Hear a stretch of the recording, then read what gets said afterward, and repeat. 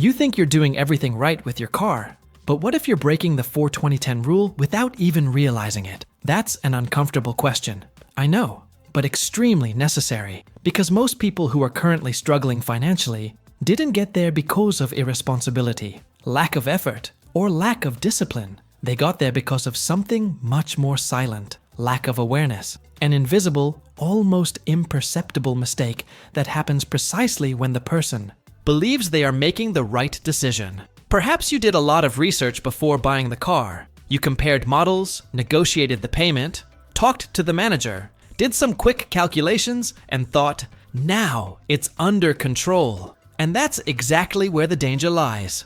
The 4-20-10 rule exists to protect you from the financial pitfalls of car financing, but what almost no one realizes is that it's possible to break this rule even while thinking you're following it. And when that happens, the impact doesn't come all at once.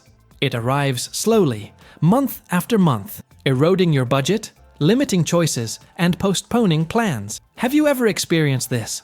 That strange feeling that money disappears faster after you get a car, even without any major apparent changes. It's no coincidence. Buying a car is one of the most emotional consumer decisions there is, and that's why it's the perfect breeding ground for financial self-deception. The payment fits. The salesperson assures you it's easy. Everyone around you normalizes it.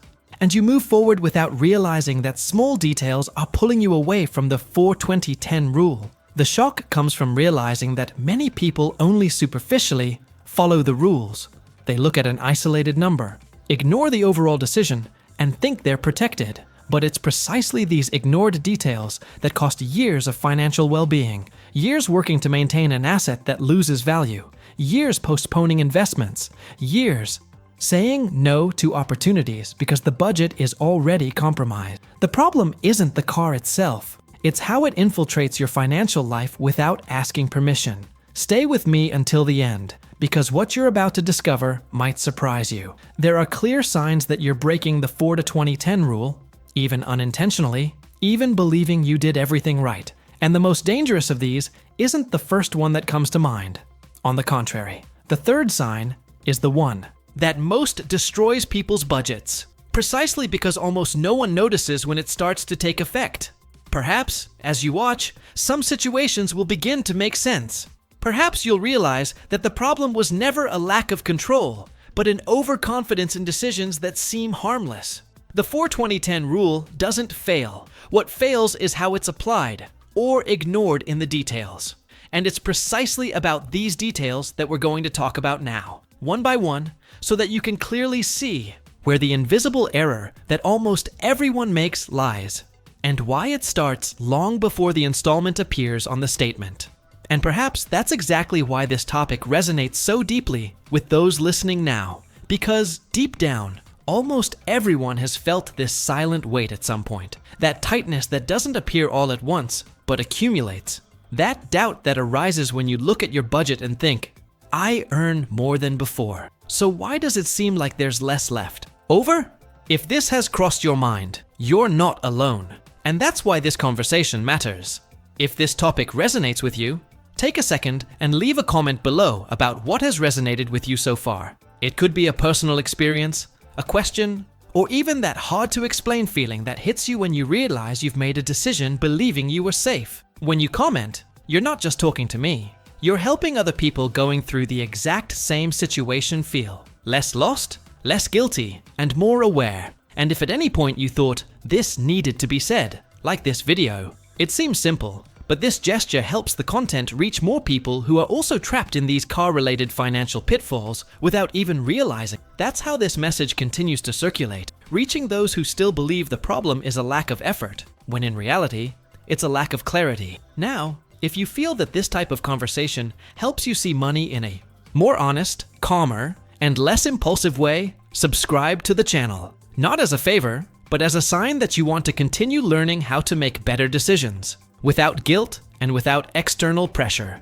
Your presence here, your comments, your likes, and your subscription are what make this space grow as a real community, where we talk about personal finance without judgment and without illusion. And keep this in mind as we move forward. The signs that you're breaking the 4-20-10 rule aren't obvious, They hide precisely in the choices that seem most normal, most accepted, most safe. And that's where the conversation starts to get even more important. This is where many people get lost without realizing it. Because in practice, the decision to buy a car almost never starts with the car itself. It starts with the payment. The question that dominates their mind isn't, does this car make sense for my financial reality?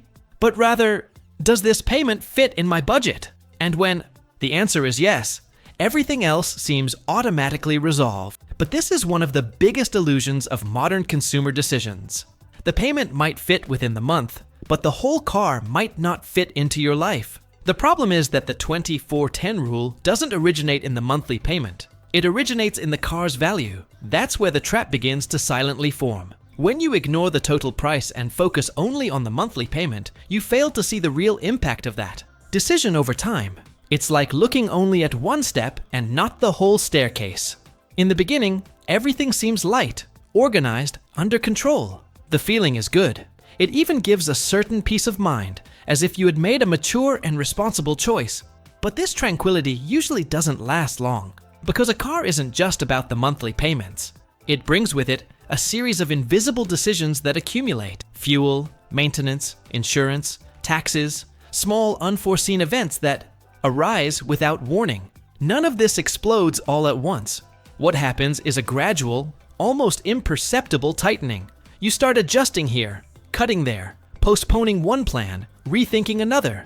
And when you realize it, that initial feeling of control transforms into a silent suffocation that you can't always explain.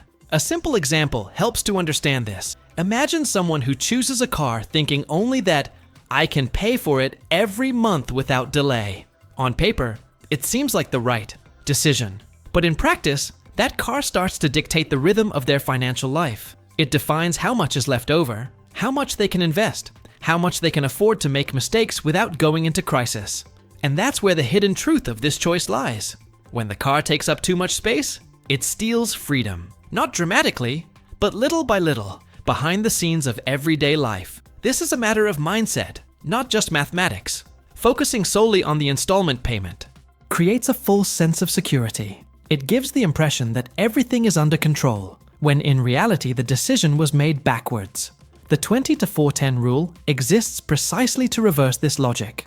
It forces you to start with the total impact, the complete journey of that purchase, and not with the momentary relief of a payment that seems comfortable. Now, I want to delve even deeper into this subject, because understanding this first sign completely changes how you view not only the car, but many other financial decisions. When you learn to see beyond the payment, you begin to notice patterns, behaviors, and choices that previously went unnoticed. And this perception is what separates those who are constantly putting out fires from those who are building true stability. Before we continue, comment below. This makes sense to me. This is where one of the most socially accepted forms of self-deception regarding cars emerges. The idea that reducing the down payment is a sign of intelligence, of clever negotiation, of someone who knew how to play the game. The scene is common. The salesperson says they can make it easier, that they can lower the down payment, that you don't need to deplete your savings right now.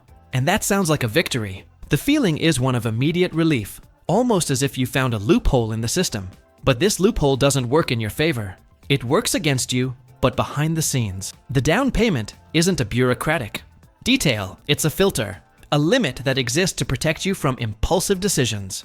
When you skip the down payment or reduce it too much, that's when the 24-10 rule starts to silently break down. Because contrary to what it seems, the down payment doesn't exist to facilitate the bank's profit.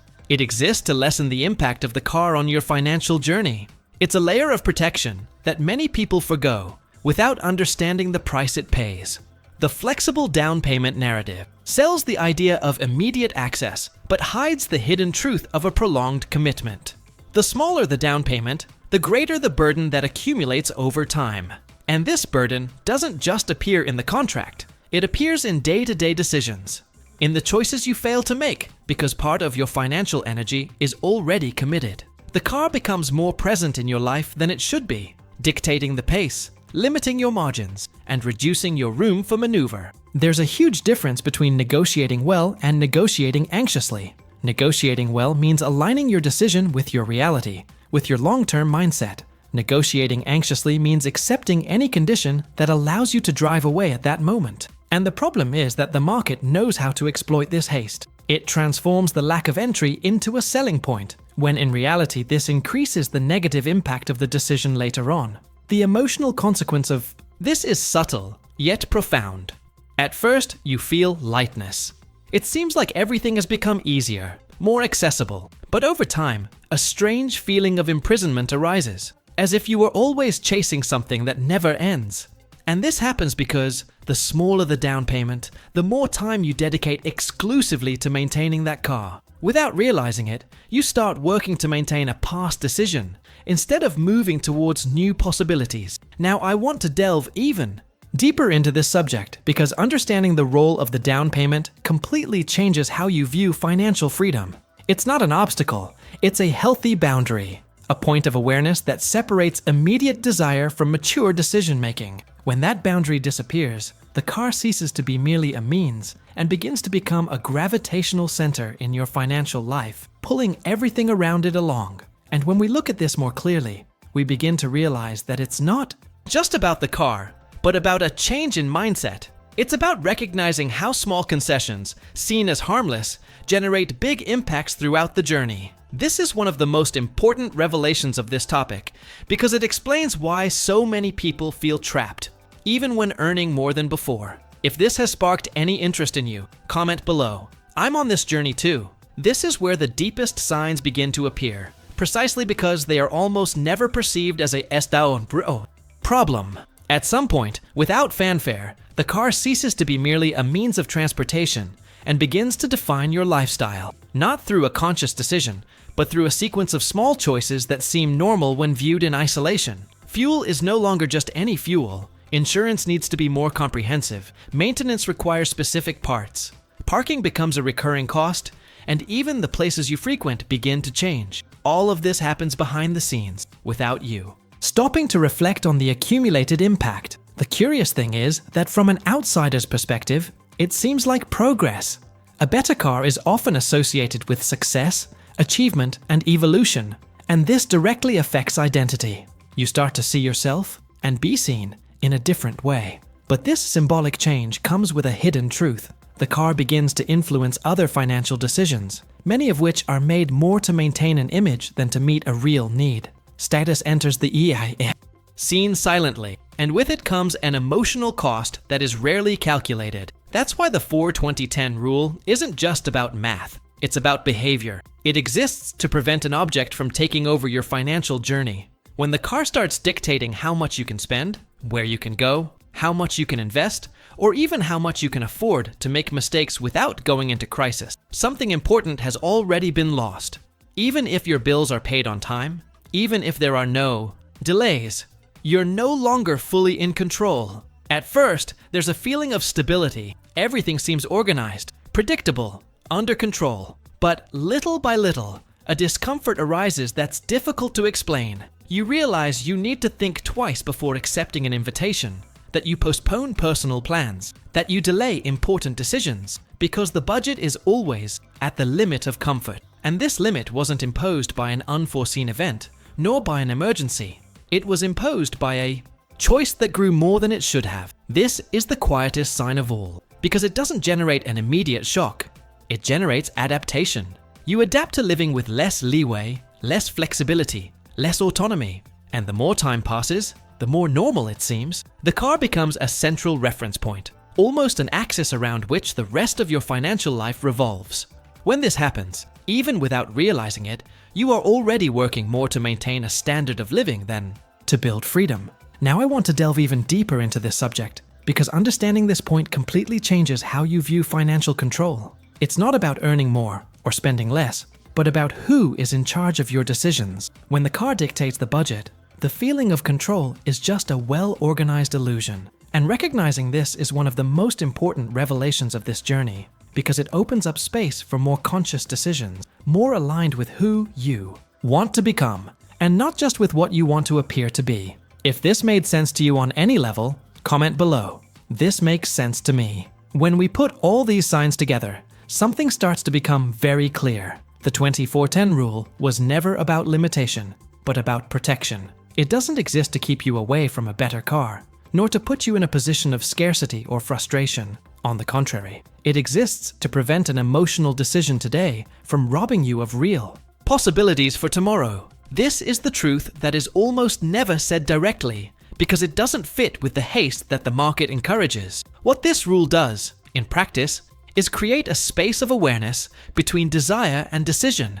It forces you to breathe before acting, to consider the full impact before signing anything. And that changes everything. Those who respect the 24-10 rule don't buy on impulse, don't decide in the heat of the moment, don't confuse achievement with anxiety. They buy calmly, they buy with clarity, they buy understanding that the car needs to fit into their life, and not the other way around. There's a huge difference between giving up something now and sacrificing the future without realizing it. The rule is there precisely to prevent this silent sacrifice. Because the problem has never been having a simple or more expensive car. The problem is allowing a momentary choice to compromise your long-term journey. When that happens, the price isn't just felt in your wallet. It appears in mental fatigue, in the constant feeling of being chased, in the difficulty of building something solid. The transformation happens when you change the mindset behind the purchase. When you understand that financial maturity isn't about proving anything to anyone, but about creating margin, freedom, and peace of mind. The 24-10 rule acts as an emotional filter. It protects you from yourself in moments when excitement takes over. And that is power. Not the power to buy more, but the power to choose better. Now I want to delve even deeper into this subject, because this point marks an important turning point. When you start to see the rule as an ally, and not as a hindrance, decisions begin to take on a different weight. You stop asking just, can I afford it? And start asking yourself, where does this lead me? And this question completely changes the game, because it connects the present and the future in the same decision. Ultimately, it all comes down to a simple yet extremely powerful reflection. Is your car taking you forward or keeping you in the same place? This question doesn't need an immediate answer. It needs honesty. And it is from this honesty that the choices that truly build freedom over time are born. If this thought has been resonating with you, comment at the end, "This makes sense to me." If you've made it this far, it's because this conversation touched on something real inside you. It wasn't just about cars or just about numbers. It was about decisions, awareness, and that silent desire to not let emotional choices define your future. So, if this content helped you see something more clearly, it's worth continuing this journey with me. Subscribe to the channel to receive more videos like this, direct, honest, and designed to protect you from the traps that almost no one explains. And leave a comment below saying that you made it to the end. You can write something simple, like, "This message was for me," or "I'm with you until the end. I read them," and this also helps create the space for exchange between people who are seeking to make better choices, without haste and without illusion. If at any point you felt this conversation resonated with you, please like the video, not as an obligation, but as a sign of connection with what was said here today. This shows that this type of content is worth continuing to exist. And when you're finished here, there's a video on the side that complements this topic exactly, delves deeper into an important point of this decision, and helps you put all of this into practice. Click on it and continue reading there.